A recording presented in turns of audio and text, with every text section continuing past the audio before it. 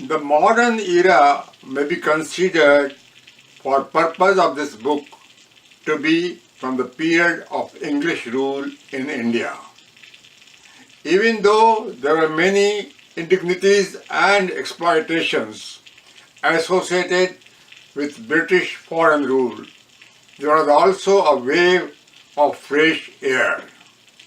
The long period of religious repression was over, and a new age of science and democracy spanned the globe. This led to a spurt of activity in Hindu society. The contribution of many Western scholars of Hindu theology and ancient Sanskrit scriptures has been enormous. Although partly backed by the Christian missionary movement and zeal for conversion, there is also a genuine academic interest combined with a spiritual inclination for Hindu philosophy. Towards the end of the 18th century, British Orientalists who were interested in making a serious study of Sanskrit literature centered themselves in Bengal. Among these were Sir William Jones, 1746 to 1794, C. Wilkinson, 1749 to 1836, and Thomas Colebrook, 1765 to 1837, whom together steered what came to be known as the field of Indology.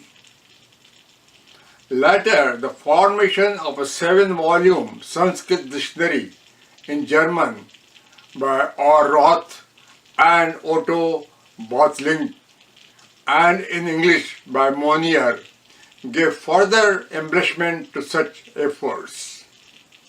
The arduous work of Friedrich Max Müller, 1823 to 1900, in translating and editing the Upanishads and other sacred books was of pioneer nature. Indeed, his prodigious, scholarly, dedicated and inspired life may be regarded as the heroic consummation of the pioneer work of all Western thinkers who came before him. The wave of Hindu philosophy spread to many countries of Europe, including England, France, Germany, and Russia. In the United States too, a similar phenomenon took place. William Dwight Whitney, 1827 to 1894, C.R. Lanman, 1850 to 1941, and Morris Bloomfield, 1885 to 1925, developed Indology at many centers, for example at New York, Yale, and Harvard universities. Major figures like Henry David Thoreau, 1817 to 1862, and Ralph Waldo Emerson, 1803 to 1882, were also influenced by it. It was mainly because of these scholarly toils that Hinduism came to the central stage in the world. Hindu spiritual teachings, which had remained hidden for millennia, became available to anyone, including the Hindus themselves. Earlier, Hindu scriptures written in Sanskrit had remained the monopoly of the Brahmin community, who regarded themselves as the sole guardian of the religion. No less is the contribution of Swami Tathagatananda of the Vedanta Society in New York in unearthing all these gems of Indology and publishing them in his masterly volume, Journey of the Upanishads to the West. Spiritual philosophy in the world, like science, has evolved over millennia as a combined effort of seers and thinkers. Their broad vision transgressed the geographical borders time and again.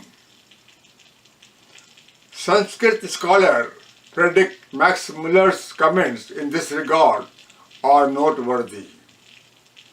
How imperfect our knowledge of universal history, our insights into the development of human intellect must always remain if we narrow our horizon to the history of Greeks and Romans, Saxons and Celts, with a dim background of Palestine, Egypt and Babylon, and leave sight of our nearest relatives, the Aryans of India, the framers of the most wonderful language, the Sanskrit, the fellow workers in the construction of our fundamental concepts, the fathers of our natural religions, the makers of the most transparent of mythologies, the inventors of the most subtle philosophy, and givers of the most elaborate laws.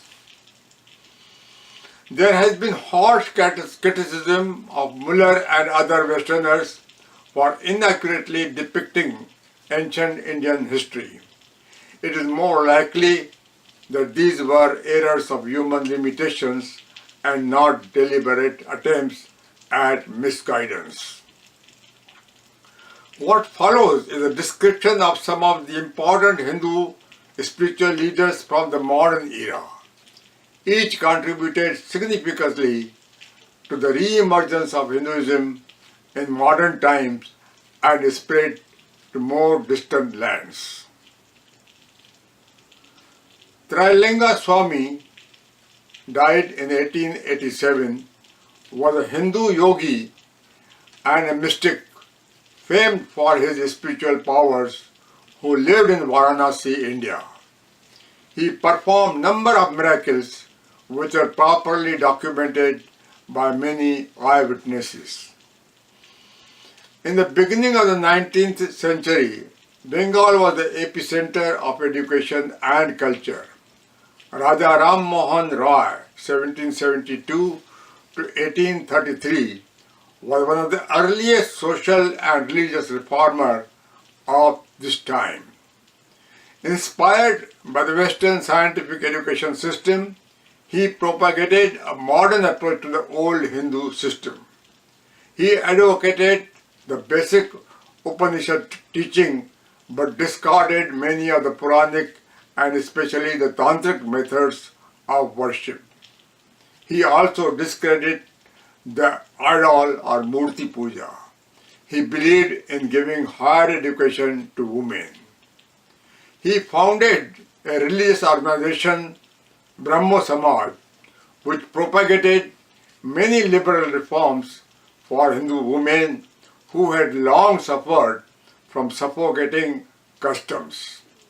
One of the most horrendous customs prevalent in Hindu society in some parts of India, particularly among certain Rajput tribes, was the sati ritual, the burning alive of a wife along with her dead husband. A wave of awakening was brought to Hindu society with the Brahmo Samaj movement, and many such harmful practices were stopped. Sahajanand Swami, 1781 to 1830, a saint of highest spiritual caliber who later was known as Bhagwan Swaminarayan, developed a large following in Gujarat. His devotees established the Swaminarayan sect in 1907. Swaminarayan temples are famous for their grandeur and elegance. It also opened its gates to the lower caste that had been barred from such places. Mahant Swami Maharaj, 1891 and 1933, is the present head. Pramukh Swami Maharaj, 1921 to 20, was 16. The earlier head, with his tireless efforts, was instrumental in erecting over 1100 Hindu temples around the world, some of them most stupendous and gorgeous. He also rendered greatest service in organizing massive aid projects in times of natural calamities, as well as teaching and training innumerable devotees to get rid of their vices and addictions. Swami Shiv Dayal Singh Ji, 1818 to 1878, started a new type of religious organization, Radha Swami Satsang, at Agra, North India, around 1850. In 1891, Jamal Singh Ji Maharaj established a separate division, Radha Swami Satsang Bias at Bias in Punjab, which now has many branches in India and abroad. This congregation stressed the teaching of true spirituality to devotees in place of many hollow rituals. The main importance was on having a living master who initiated the devotees to the divine. Shri Gurdar Singh Dhillon-Babaji, born 1954, is the current head of this sect. Swami Dayanand Saraswati, 1824 to 1883, was born in Gujarat and later moved to North India. He was a giant social reformer and started Arya Samaj, which worked vigorously for uplifting the condition of women. He heavily stressed the original Vedic teachings but advocated many simple rituals in place of lengthy and complicated customs which had plagued the Hindu society. Sri Ramakrishna Paramahansa, 1836 to 1886, and his celebrated disciple Swami Vivekananda brought about new perceptions in Hindu philosophy. Sri Ramakrishna taught the oneness of God for all mankind, as the ancient Upanishads had pronounced. He has been recognized as God incarnate.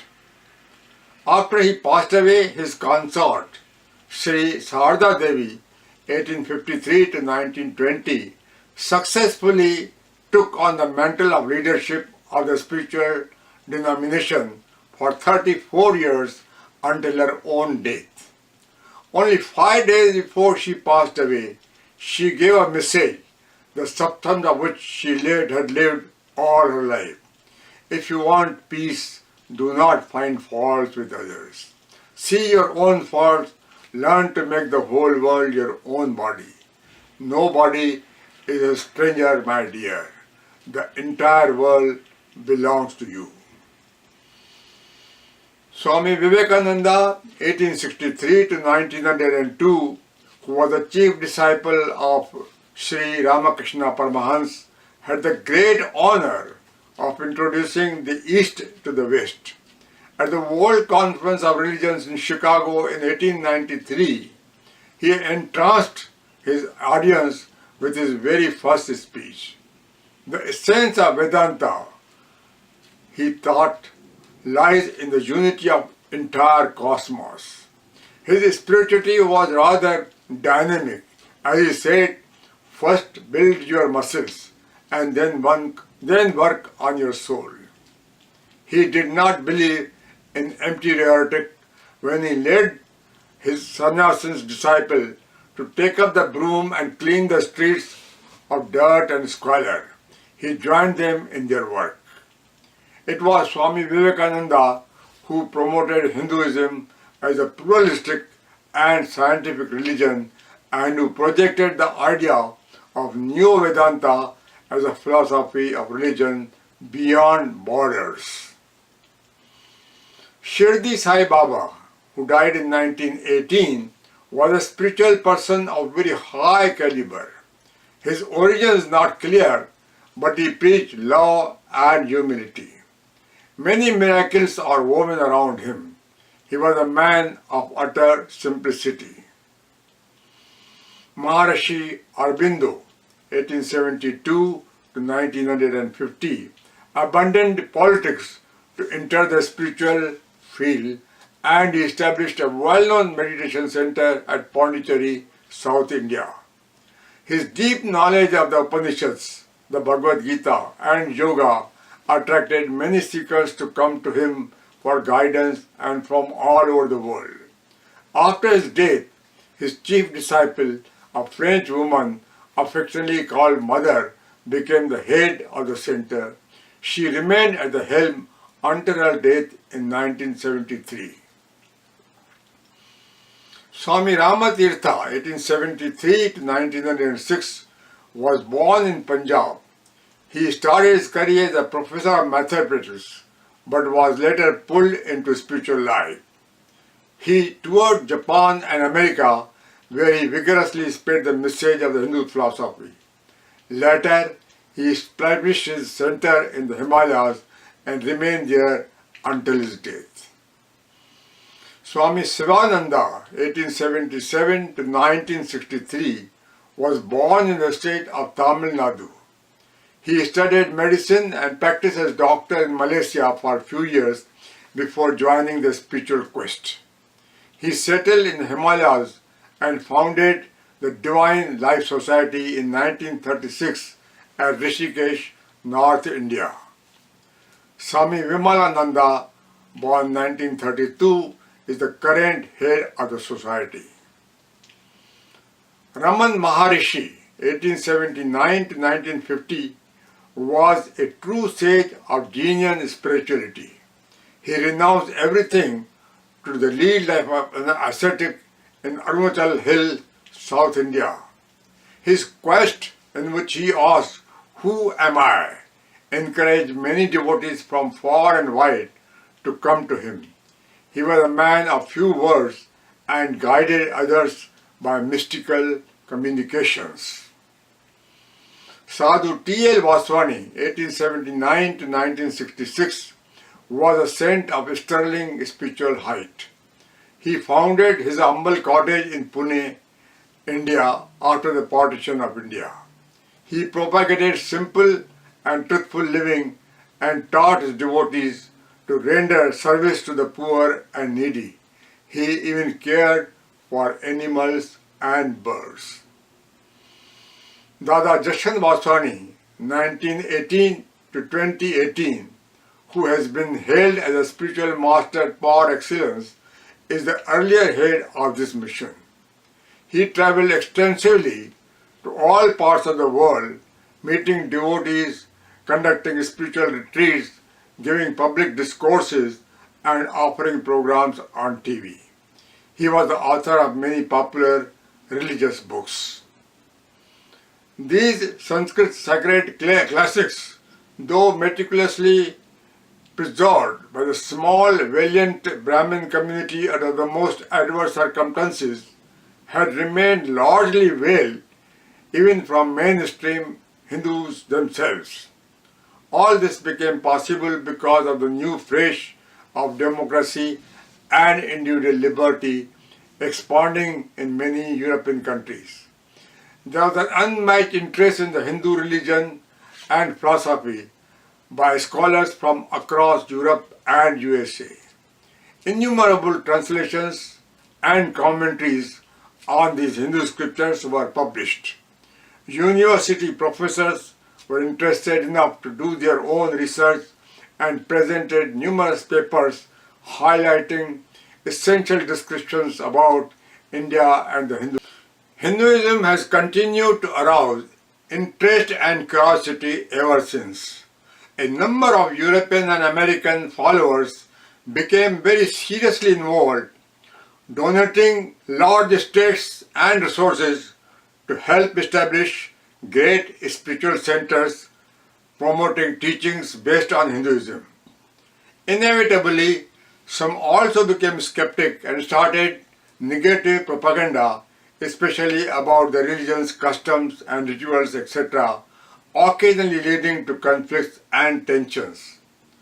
For Hindus, it may be worthwhile to remain patient with utmost goodwill and not to follow the lead given by celebrated groundbreakers like Swami Vivekananda and Paramahansa Yogananda, who worked under much harder conditions and established prodigious places of worship which have been growing and mounting until today. Essentially, the British rule despite the harmful and detrimental effects that it brought, also generated the fresh air of social reform in Hindu society. As the colonial rule was first established in Bengal, the maximum impact of the new wave also became more visible there. The literacy spread by leaps and bounds. Old Sikh customs like the ill treatment of women, especially widows, were squarely challenged. The Murti Puja, idol worship, which had become an integral part of Hindu religion after the Puranic times, too came under serious opposition in this reform movement. In another corner of the country during the same period, the Swaminarayan Sanstha was born, professing many reforms aimed at eradicating the evils of the caste system, uplifting the poor, etc., but highly promoting the temple culture, including Murti Puja. Thus, Hinduism has simultaneously accepted different, rather even opposite viewpoints without any bloodshed and violence. It would not be uncommon for members of one family living under one roof to profess different sects without any tension or conflict. Soon another organization, Radha Swami Satsang, came on the scene. It stressed on prayers, devotion to God, services of the needy, and weaning from the use of meat and alcohol. This sanstha also downplayed the rituals and Murti Puja. After the initial reform drive, which mainly aimed at social changes, Sri Ramakrishna Paramahansa founded the core of sannyasis in Bengal, what would later become a major religious group, the Vedanta Society. He taught the ancient Vedic teachings of oneness of God and equality of all religions, Ekam Sat Vipra Bahuti. His chief disciple, Swami Vivekananda, became the pioneer who carried the message from the east to the west. He laid more stress on service activities and promoted pluralism in religion. It will not be incorrect to say that Sri Ramakrishna Paramahansa and Swami Vivekananda sowed the seeds of interfaith movement in their unique, humble way without much fanfare and formal proclamations. During this period, Maharishi Aurobindo also joined the scene. Many English-educated scholars got interested in Hindu philosophy, freely intermingling with their Western counterparts, thereby creating a new type of Hindu spiritual group. They propagated and exchanged their spiritual views and comments in a more modern style, pulling more educated and sophisticated followers both from India and abroad into ancient Hindu philosophies. Such was the highly charged interest that many Westerners came all the way to meet and get blessings from spiritual persons like Raman Maharshi, who hardly talked and did not communicate with them easily. In fact, these holy centers, started by the spiritual giants, are still very popular and continue to attract crowds, both local and foreigners, by their spiritual vibrations. Yet another university professor, Sadhu T.L. Vaswani from Sindh, now Pakistan, who later moved to Pune after the partition of India, joined the spiritual caravan of literary spiritualists, teaching a universal approach to religion away from fanatic, narrow-minded, rigid thoughts and opinions. His main disciple, Dada Jashan Vaswani, continued to carry on his mantle of spirituality and service projects zealously till today. This period of time has truly been most dynamic and productive for Hindu thought and philosophy. There was huge exchange of ideas and mindsets between the East and the West. Although there have been some degree of exploitations and abuse, more genuine cooperation and mutual respect were observed in most places. For Hindus who still had fresh memories of the more harsh and severe Muslim rule. Such a democratic and autonomous sphere was naturally a matter of great joy and elation. For the first time, many university-educated persons became interested in religion. There was a power shift from the hereditary Brahmin class to more learned and genuinely spiritual masters. In religious arena, the role of Brahmins became subdued and limited to performing temple duties and rites.